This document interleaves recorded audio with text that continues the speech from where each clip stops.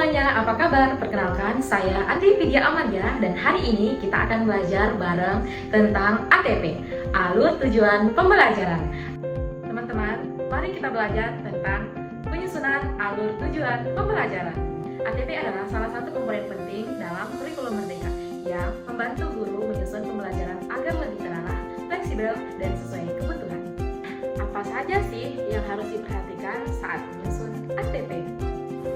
Kita perlu memahami kemampuan persyaratan yang perlu dipelajari siswa untuk menguasai kompetensi pada capaian pembelajaran. Selanjutnya, cakupan dan keluasaan tujuan pembelajaran.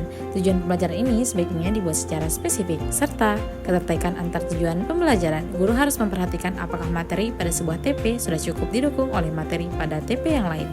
Di dalam prinsip penyusunan alur tujuan pembelajaran, kita perlu memahami Esensial dan kontekstual, sederhana dan informatif, serta pengoptimalan 3 aspek kompetensi, merdeka belajar, operasional dan aplikatif, serta berkesinambungan dan adaptif dan fleksibel. yang pertama, esensial dan kontekstual. Dengan membuat aspek pembelajaran yang paling mendasar atau penting, yakni kompetensi, konten, dan hasil pembelajaran, ketersediaan pengalaman belajar yang sejalan dengan kehidupan di dunia nyata juga perlu dipertimbangkan. Dengan begitu, siswa lebih mudah dalam mengimplementasikan pembelajaran yang diperolehnya. Kemudian, sederhana dan informatif.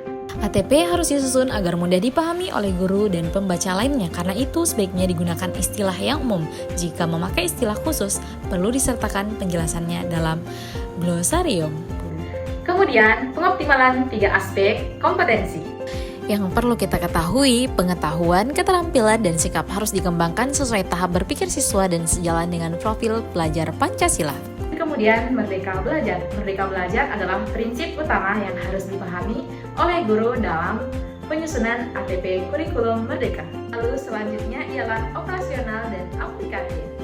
ATP harus menggambarkan secara jelas proses pembelajaran dan penilaian agar bisa menjadi dasar praktis dalam penyusunan modul ajar. Lalu kemudian berkesinambungan. Adanya ketertarikan antar fase dan antar tujuan capaian pembelajaran yang disusun secara berurutan, sistematis, dan berjenjang agar dapat mempermudah capaian pembelajaran yang telah ditetapkan pada setiap mata pelajaran. Selain itu, ATP juga harus disusun secara kronologis berdasarkan urutan pembelajaran dari waktu ke waktu, adaptif, dan fleksibel. ATP dapat diterapkan sesuai dengan karakteristik mata pelajaran siswa dan satuan pendidikan dengan mempertimbangkan alokasi waktu, keterkaitan antar mata pelajaran serta ruang lingkup pembelajaran dalam kurikulum Merdeka. Teman-teman, setelah kita memahami tentang alur tujuan pembelajaran, dapat kita simpulkan dengan adanya alur tujuan pembelajaran dapat memudahkan siswa dan guru dalam mencapai tujuan pembelajaran yang telah ditetapkan. Penerapan konsep kurikulum Merdeka dalam alur tujuan pembelajaran adalah